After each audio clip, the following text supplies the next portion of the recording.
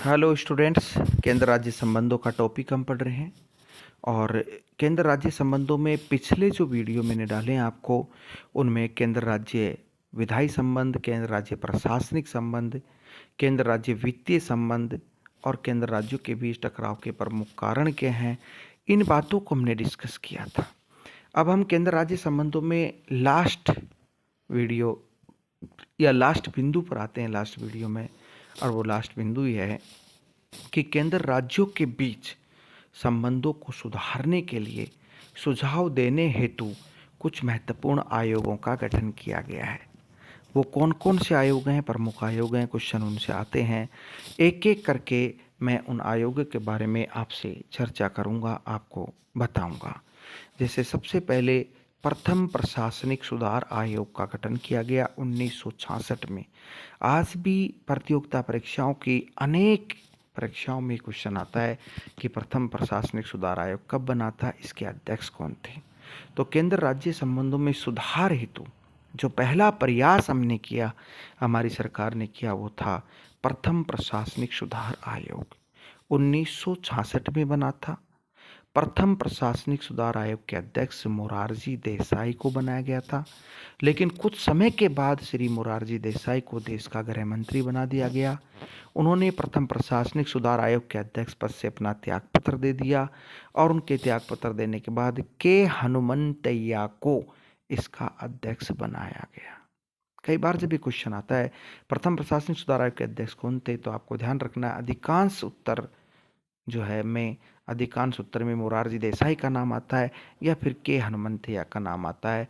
इस प्रथम प्रशासनिक सुधार आयोग ने 1969 में अपनी रिपोर्ट दी, अपनी सिफारिशें दी, और इसकी सिफारिशों में जो प्रमुख सिफारिश थी उसके 3 महत्वपूर्ण बिंदु मैं मानता हूँ। पहला, इसने सलाह दी कि अंतर्राज्यीय परिषद का गठन किया जाना चाहिए। संविधान के अनुच्छेद 263 में अंतर्राज्यीय परिषद का प्रावधान किया गया है और प्रथम प्रशासनिक सुधार आयोग ने सलाह दी थी कि अंतर्राज्यीय परिषद का गठन होना चाहिए। राज्यपाल गैर दलीय व्यक्ति को बनाया जाना चाहिए। इसने दूसरी सलाह दी कि राज्यपाल जो बनाया जाता है वो किसी दल विशेष के व्यक्ति को नहीं बनाया जाना चाहिए, गैर दलीय व्यक्ति को बनाया जाना चाहिए। और इसकी तीसरी महत्वपूर्ण सलाह थी राज्यों में सशस्त्र सुरक्षा बल राज्य के अनुरोध पर ही भेजे जाने चाहिए। केंद्र किसी भी राज्य में कभी भी सशस्त्र सुरक्षा बल भेज देता है, पैरामिलिट्री फोर्सेज ही भेज देता है, इससे केंद्र राज्य के बीच टकराव उत्पन्न होता है। तो केंद्र किसी भी राज्य में सशस्त्र बल तभी भेजे जब वो राज्य बुलाए या आमंत्रित करे। यह तो ये प्रथम प्रशासनिक सुधार आयोग था। अब दूसरा हम लेते हैं राजमन्नार आयोग। केंद्र राज्य संबंधों को लेकर जो दूसरे आयोग का गठन किया गया उसका नाम है राजमन्नार आयोग। राजमन्नार आयोग का गठन 1969 में किया गया था, 1969 में। इसके अध्यक्ष थे doctor VP Rajamannar. Doctor VP Rajamannar इसके अध्यक्ष थे।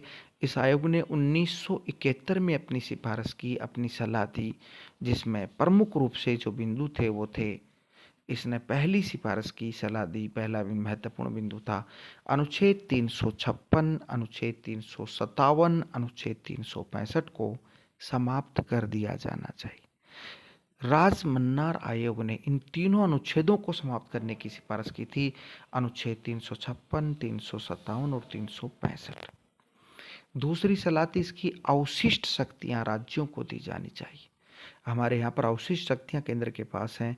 राजमन्नार आयोग ने सलाह दी थी कि अवशिष्ट शक्तियाँ राज्यों को दी जानी चाहिए। इसने तीसरी सलाह दी थी अखिल भारतीय सेवाओं को समाप्त किया जाना चाहिए। अखिल भारतीय सेवाओं को समाप्त किया जाना चाहिए, ये सलाह इसने दी थी। हमारे यहाँ जो अखिल भारतीय सेवाएं हैं, भारतीय प्रशासनिक सेवा आईएएस, भारतीय पुलिस सेवा आईपीएस, भारतीय वन सेवा आईएफएस, इन प्रशासनिक सेवाओं को समाप्त करने की सलाह इस आयोग ने दी थी। इस आयोग की चौथी सलाह थी राज्यपाल के पद पर न्यायिक पृष्ठभूमि के व्यक्ति को नियुक्त किया जाना चाहिए। अर्थात इस सलाह थी कि राज्यपाल न्यायिक पृष्ठभूमि के व्यक्ति, जिसमें हम मान सकते हैं कि सर्वोच्च न्यायालय और उच्च न्यायालय के न्यायाधीशों में से राज्यपाल की नियुक्ति होनी चाहिए, ऐसी सलाह दी थी। समवर्ती सूची के विषयों पर केंद्र एवं राज्य दोनों को समान अधिकार देना चाहिए। समवर्ती सूची के विषयों पर कानून केंद्र राज्य दोनों बना सकते हैं, लेकिन केंद्र राज्य दोनों के कानून में कोई टकराव उत्पन्न होता है तो फिर केंद्र का कानून ही मान्य होता है। तो राजमन्ना आयोग ने सलाह दी थी कि समवर्ती सूची के विषयों पर केंद्र राज्य दोनों को समान अधिकार दिया जाना चाहिए। केंद्र एवं राज्य दोनों में एक ही दल की सरकार होनी चाहिए। राजमन्ना आयोग की अगली सिफारिश थी केंद्र और राज्य दोनों में एक ही दल की सरकार होनी चाहिए। तो ये सिफारिश राजमन्ना आयोग ने दी थी, लेकिन केंद्र सरकार ने इस आयोग की सिफारिशों को पूरी तरह से अमान्य घोषित कर दिया, समाप्त कर दिया, पूरी तरह से नकार दिया था। इसके बाद अगला तीसरा और महत्वपूर्ण आयोग, सबसे महत्वपूर्ण आयोग जो बना वह है सरकारिया आयोग। 1983 में बना था। केंद्र राज्य संबंधों पर यह सबसे महत्वपूर्ण या बहुत ही महत्वपूर्ण आयोग बनाया गया था। सरकारी आयोग 1983 में बना था। सरकारी आयोग का जो गठन किया गया था वो न्यायमूर्ति रणजीत सिंह सरकारिया, RS सरकारिया, न्यायमूर्ति रणजीत सिंह सरकारिया की अध्यक्षता में यह आयोग बना था। इस सरकारी आयोग ने 1987-88 में अपनी रिपोर्ट दी तथा केंद्र राज्यों के बीच संबंधों में सुधार हेतु निम्न सुझाव दिए। नंबर 1, पहला सुझाव, केंद्र को शक्तिशाली बनाया जाए। सरकारी आयोग का सुझाव था केंद्र को शक्तिशाली बनाया जाए। दूसरा, सरकारी आयोग का दूसरा सुझाव था अनुच्छेद 356 का प्रयोग अंतिम विकल्प के रूप में किया जाए।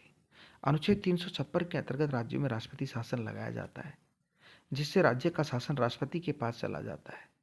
राज्य की सरकार विधानसभा निलंबित हो जाती है। केंद्र सरकार अनुच्छेद 356 का प्रयोग जल्दबाजी में कर देती है। इसका प्रयोग अंतिम विकल्प के रूप में होना चाहिए। इससे पहले कई सारे प्रयास उस राज्य की स्थिति को सुधारने के किए जाने चाहिए। राज्यपाल तटस्थ व्यक्ति को बनाया जाना चाहिए। तटस्थ व्यक्ति का मतलब यहाँ पर शायद यही है कि किसी भी दलीय व्यक्ति को या दलीय पृष्ठभूमि के व्यक्ति को नहीं बनाया जाना चाहिए, किसी भी दल में आस्था विश्वास रखने वाले को नहीं बनाया जाना चाहिए, तटस्थ व्यक्ति को बनाया जाना चाहिए। इसकी अगली सलाह थी कि राज्यपाल उस राज्य के निवासी व्यक्ति को नहीं बनाया जाना चाहिए, अर्थात किसी भी राज्य के निवासी व्यक्ति को उसी राज्य का राज्यपाल नहीं बनाया जाना चाहिए, अपितु बाहर के राज्य से किसी व्यक्ति को राज्यपाल बनाया जाना चाहिए, ये बनाया जाना चाहिए। और एक इसकी अगली सलाह थी कि राज्यपाल की नियुक्ति में उस राज्य के मुख्यमंत्री की सलाह भी ली जानी चाहिए। किसी भी राज्य में राज्यपाल नियुक्त किया जा रहा है राष्ट्रपति के द्वारा, तो राष्ट्रपति उस राज्य के मुख्यमंत्री से भी सलाह ले कि भाई इस व्यक्ति को आपके राज्य का राज्यपाल बनाया जा रहा है, आपको कहीं कोई आपत्ति तो नहीं है, इसके साथ काम करने में कोई परेशानी तो नहीं है, ये सलाह ली जानी चाहिए। राज्यपाल विधानसभा में बहुमत होने की स्थिति में सरकार को भंग न करे। इसकी एक सलाह थी कि ऐसा प्रावधान हो कि अगर विधानसभा में किसी दल को बहुमत प्राप्त है, उसकी सरकार है, तो राज्यपाल उस सरकार को भंग नहीं करे। इसकी अगली सिफारिश थी समवर्ती सूची के विषयों पर केंद्र व राज्य दोनों मिलकर कानून बनाएं। दोनों मिलकर संयुक्त रूप से कानून बनाएं, अलग अलग कानून नहीं बनाए। अंतर्राज्यीय परिषद का शीघ्र गठन होना चाहिए। सरकारी आयोग ने सलाह दी कि अंतर्राज्यीय परिषद का शीघ्र गठन होना चाहिए। पहली बार यह सलाह दी थी प्रथम प्रशासनिक सुधार आयोग ने कि अंतर्राज्यीय परिषद का गठन होना चाहिए, और दूसरी बार यह सलाह दी सरकारी आयोग ने कि अंतर्राज्यीय परिषद का शीघ्र गठन होना चाहिए, और इसी की सलाह के आधार पर 1990 में अंतर्राज्यीय परिषद का गठन कर दिया गया। इसकी अगली सलाह थी केंद्र एवं राज्यों के बीच सहयोगी संस्थाओं, केंद्र एवं राज्यों के बीच सहकारी संस्थाओं, सहयोगी संस्थाओं की स्थापना की जानी चाहिए। त्रिभाषा फार्मूला लागू किया जाना चाहिए। इसकी अगली सिफारिश थी त्रिभाषा फार्मूला लागू किया जाना चाहिए, अर्थात हिंदी, अंग्रेजी और स्थानीय भाषा, कम से कम 3 भाषाओं को मान्यता होनी चाहिए। 3 भाषा में शिक्षा होनी चाहिए, एजुकेशन होना चाहिए, 3 भाषाओं में सरकारी काम होना चाहिए, इनको मान्यता दी जानी चाहिए। राष्ट्रीय आर्थिक एवं विकास परिषद बनाई जानी चाहिए। मतलब हम कह सकते हैं कि राष्ट्रीय विकास परिषद जो है हमारे यहाँ ऑलरेडी बनी हुई 1952 से, उसके स्थान पर सरकारी आयोग ने सलाह दी थी कि राष्ट्रीय आर्थिक एवं विकास परिषद बनाई जानी चाहिए, अर्थात इसमें आर्थिक शब्द भी जोड़ना चाहिए। राज्यों को पर्याप्त वित्तीय शक्तियां मिलनी चाहिए। सरकारी आयोग ने सलाह दी कि राज्यों को पर्याप्त वित्तीय शक्तियां मिलनी चाहिए, उनको पर्याप्त वित्तीय शक्तियां दी जानी चाहिए। इसकी अगली और महत्वपूर्ण सलाह थी कि राज्यों में राष्ट्रपति शासन राज्यपाल की रिपोर्ट के आधार पर ही लगना चाहिए। अनुच्छेद 356 में ये प्रावधान है कि किसी भी राज्य में यदि संवैधानिक तंत्र विफल हो जाता है तो संवैधानिक तंत्र की विफलता के आधार पर उस राज्य में राष्ट्रपति शासन लगाया जा सकता है। और संवैधानिक तंत्र विफल हो गया, ये कहां से पता चलेगा राष्ट्रपति को? तो राष्ट्रपति को कहीं से भी पता चल जाए, ज्ञात हो जाए किसी भी सूत्र से, तो लगा सकता है। लेकिन सरकारी आयोग ने सलाह दी कि नहीं, राष्ट्रपति को कहीं से भी किसी भी सूत्र से ज्ञात हो जाए, इसके बावजूद भी कम से कम राष्ट्रपति को उस राज्य के राज्यपाल से रिपोर्ट लेनी चाहिए और उस रिपोर्ट के आधार पर ही राज्य में राष्ट्रपति शासन लगाया जाना चाहिए। इस आयोग की, सरकारी आयोग की अधिकांश सिफारिशों को स्वीकार कर लिया गया और लागू भी कर दिया गया। इसके बाद अगला आयोग बना एम पुंछी आयोग। न्यायमूर्ति मदन मोहन पुंछी की अध्यक्षता में बना एम पुंछी आयोग 2007 में बना। इसके अध्यक्ष मदन मोहन पुंछी थे। इसने 2010 में अपनी रिपोर्ट दी तथा केंद्र एवं राज्यों के बीच संबंधों के सुझाव हेतु संबंधों के अच्छे संबंधों बनाने के सुझाव के लिए निम्न सुझाव दिए। जैसे नंबर 1, पंचायत राज को सशक्त बनाया जाए तथा इसके लिए जिला स्तर पर अलग बजट बनाया जाए। मदन मोहन पुंछी आयोग ने पंचायत राज संस्थाओं को सशक्त बनाने, शक्तिशाली बनाने और जिला स्तर पर इनके लिए अलग से जिला बजट बनाने की सलाह दी। नंबर 2, राज्य मिलकर नदी जोड़ो परियोजनाओं को लागू करें। नदी जोड़ो परियोजनाओं को लागू करें। माननीय अटल बिहारी वाजपेयी की सरकार ने इस दिशा में बहुत प्रयास किए थे लेकिन सफल नहीं हो पाए नदी जोड़ो परियोजना के। इसकी तीसरी सिफारिश थी केंद्र एवं राज्यों के बीच सहकारी संस्थाओं की स्थापना की जाए। केंद्र राज्यों के बीच ऐसी संस्थाएं बनाई जाएं, दोनों में सहयोग करें, सहकारिता की स्थापना करें। और इसकी अगली सलाह थी राज्यों को अधिक स्वायत्तता दी जानी चाहिए, उनको कई क्षेत्रों में अधिक स्वतंत्रता, स्वायत्तता या ऑटोनॉमी दी जानी चाहिए। और इसकी अगली सलाह थी केंद्रीय विधि परिवर्तन अधिकरण बनाया जाना चाहिए। केंद्रीय विधि परिवर्तन अधिकरण, विधि परिवर्तन मतलब कानून को लागू करने के लिए कानून का इम्प्लीमेंटेशन अच्छे से हो जाए, इसके लिए केंद्रीय विधि परिवर्तन अधिकरण बनाया जाना चाहिए। इस आयोग की सिफारिशों को भी स्वीकार किया गया, स्वीकार कर लिया गया। केंद्र राज्य संबंधों पर एक और प्रस्ताव आया था, एक महत्वपूर्ण प्रस्ताव था जिसको कहते हैं आनंदपुर साहिब प्रस्ताव। ये भी केंद्र राज्य संबंधों पर लाया गया था। आनंदपुर साहिब प्रस्ताव 1973 में लाया गया था। पश्चिम बंगाल स्मरण पत्र 1977 में लाया गया था। इसका संबंध भी केंद्र राज्य संबंधों से है। ये दोनों केंद्र राज्य संबंधों में सुधार हेतु लाए गए थे। नेक्स्ट है द्वितीय प्रशासनिक सुधार आयोग। प्रथम प्रशासनिक सुधार आयोग 1966 में बना था और दूसरा प्रशासनिक सुधार आयोग 2005 में बना था। तो द्वितीय प्रशासनिक सुधार आयोग वीरप्पा मोइली की अध्यक्षता में बनाया गया था 2005 में। इसके अध्यक्ष थे वीरप्पा मोइली, जो केंद्र में मंत्री रहे केंद्र सरकार में, वो इसके अध्यक्ष थे। इसमें केंद्र राज्य संबंधों में सुधार हेतु कुछ महत्वपूर्ण सुझाव दिए थे द्वितीय प्रशासनिक सुधार आयोग ने भी। जैसे नंबर 1, शासन में नैतिकता की स्थापना होनी चाहिए। शासन में नैतिकता की स्थापना होनी चाहिए। शासन चलाने वाले जो ब्यूरोक्रेट्स हैं, अधिकारी हैं, उनका व्यवहार नैतिकतापूर्ण होना चाहिए, तभी जाकर भ्रष्टाचार की समस्या, लाल फीताशाही की समस्या से छुटकारा पाया जा सकता है। सूचना के अधिकार को लागू किया जाना चाहिए। 2005 में आयोग बना था, 2005 में सूचना के अधिकार को लागू किया था। इसकी महत्वपूर्ण सलाह दी है कि सूचना के अधिकार को लागू किया जाना चाहिए। ई गवर्नेंस को बढ़ावा दिया जाना चाहिए।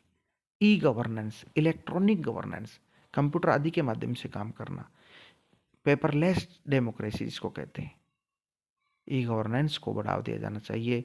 वित्तीय प्रबंधन को मजबूत किया जाना चाहिए। वित्तीय प्रबंधन को मजबूत किया जाना चाहिए, अर्थात हमारा जो सरकार का वित्तीय प्रबंधन है वित्तीय प्रबंधन है, करों का प्रबंधन है, उसको मजबूत किया जाना चाहिए। ये सलाह इसने दी थी कि वित्तीय प्रबंधन को मजबूत किया जाना, वित्तीय प्रबंधन को मजबूत किया जाना चाहिए। इसकी अगली सलाह थी विवादों को सुलझाने की क्षमता का निर्माण होना चाहिए। हमारी सरकारों में विवादों को, हमारी संस्थाओं में विवादों को सुलझाने की क्षमता का विस्तार होना चाहिए। आतंकवाद का मुकाबला करने के लिए भी क्षमता का विस्तार होना चाहिए। नागरिक केंद्रित प्रशासन होना चाहिए। नागरिक केंद्रित प्रशासन होना चाहिए, अर्थात प्रशासन का जो केंद्रीकरण है वो नागरिकों की सुविधा, नागरिकों के कल्याण पर आधारित होना चाहिए। ये इसने सलाह दी थी। तो ये प्रमुख आयोग केंद्र राज्य संबंधों पर बनाए गए। केंद्र राज्य संबंधों का जो टॉपिक है वो बहुत ही व्यापक टॉपिक है, बहुत इंपॉर्टेंट टॉपिक है, जिसके हर एस्पेक्ट्स को मैंने खोलकर आपको बताया है। अब इसके बाद अगले वीडियो में मैं भारत के कुछ महत्वपूर्ण जो आयोग हैं, नीति आयोग है, राष्ट्रीय विकास परिषद है, निर्वाचन आयोग है, संघ लोक सेवा आयोग है, इनके बारे में अगले वीडियो में चर्चा करूंगा। इस वीडियो में यहीं तक हम देखेंगे।